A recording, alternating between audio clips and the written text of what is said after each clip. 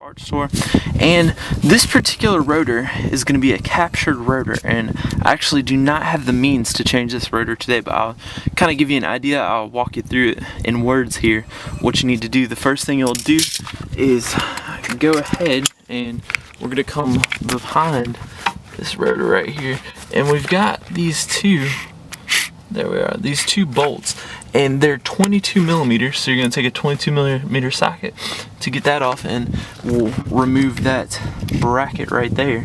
And we've got a piece right here. I believe you're going to have to take this off if you want to get your rotor off, and you'll take a flathead screwdriver and a hammer and just kind of use that to take this cap off. Then, if I'm not mistaken, there will be a little cover, and there will be a cotter key sticking through there. You're going to take a pair of dikes and get that cotter key off and get that cover off, and then you'll probably have to take an axle nut off, which you'll want to do when the car is still sitting on the ground. You'll take the cap off, and then the hub cap, that little center cap, you'll take that off, and then you'll also take this piece off, and then I'm guessing it's going to be a 30 or 32 millimeter axle nut that's going to be sitting on there. So you'll go ahead and take that off, and then I don't think you'll want to take those off.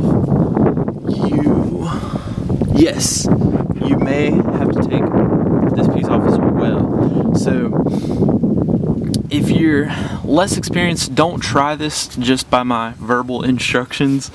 I would have it done somewhere else, because you are going to need to probably pack some bearings that are going to come out with it, and you're going to need to inspect the rear bearing seal. It's going to be on the back of this rotor, and you may need to replace that as well. So I'm not going to make this video just because I don't think it's a good idea for a beginner to kind of try this. I mean, you can, and just go by what I said there and just try it, but you may get yourself in a sticky situation. So that's how you would remove the rotor if you're gonna do that. And also, one more quick thing, if you are gonna attempt this, is you're gonna need to remove the rear seal in order to get that bearing out of the back of the rotor.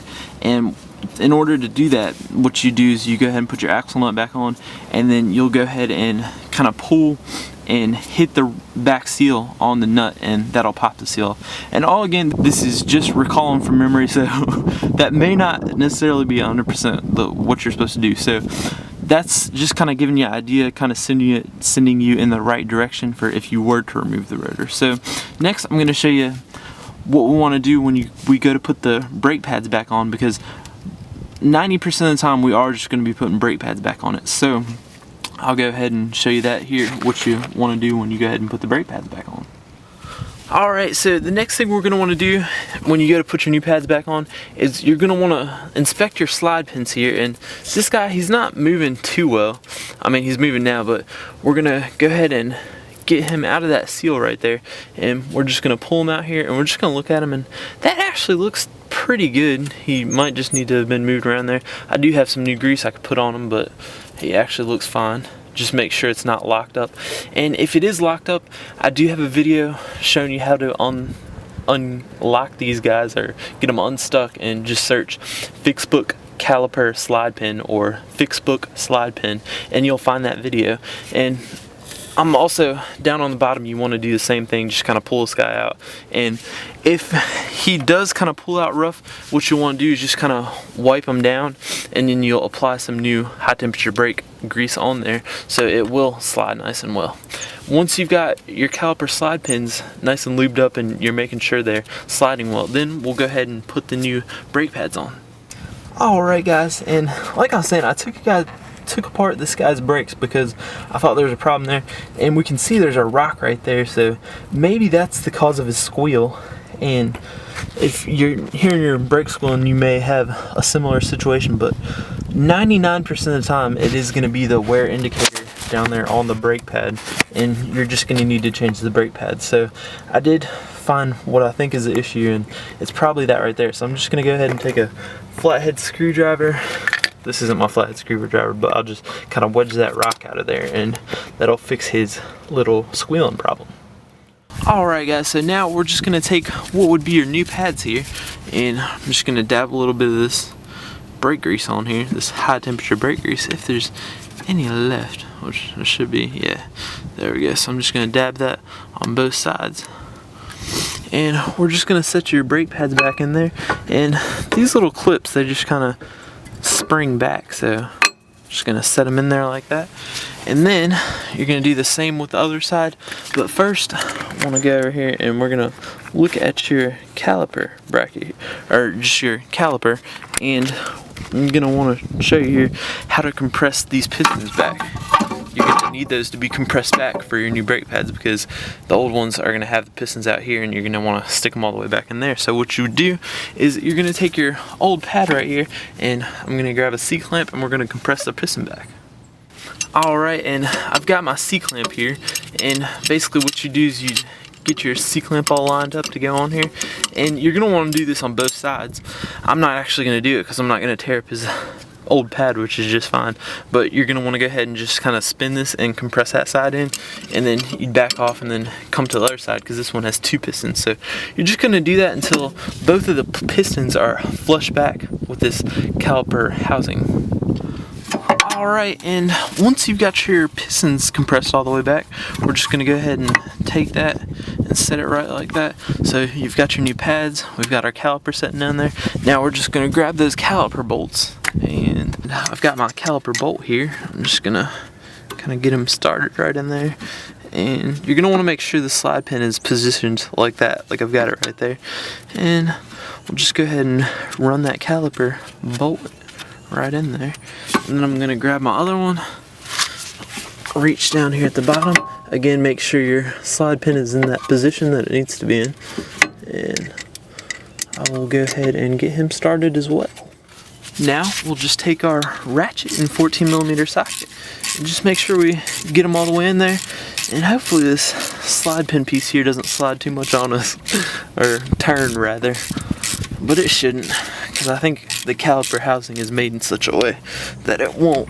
And you don't want to over tighten these caliper bolts, just like you saw me do. That's just good enough. And I'm gonna go ahead and finish running this one down here at the bottom. And again, we'll see right about as tight as I got it right there, and that's about as tight as I want it up here. So that's pretty much it for changing your brake pads and rotors on this Nissan Pathfinder. Also, before you take off and go in your car, what you're going to want to do is depress the brake pedal all the way to ensure that the caliper pistons are compressed on these brake pads and are actually grabbing on the rotor. You want to do that so you don't hit anything in front of you or behind you. So that's pretty much it. Thanks for watching, guys, and I'll see you next time.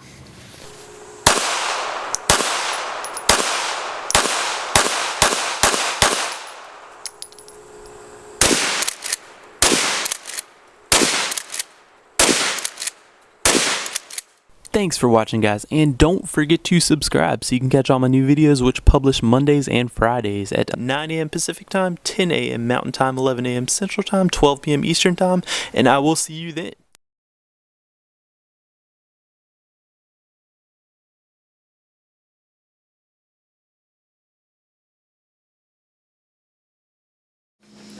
Alright, guys, and here's what it's going to sound like when it's running on just 2 cylinders. Okay, guys, so this is the test drive for the 2-cylinder Civic. And it's riding a little rough, but that's what you can expect from just 2 cylinders. I'd speed it up a little bit more, and then see if we can go to 5. I'm at about 48 right now, 49. And it doesn't look like I can take it over 50. Oh, here we go, I'm at 50. Oh. 51.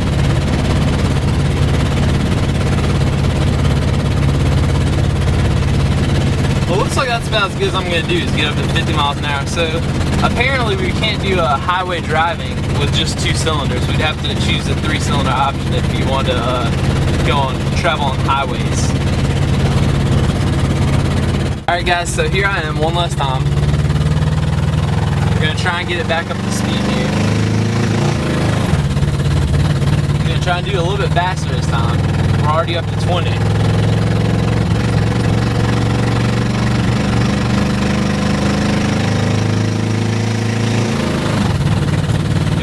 already up to 30.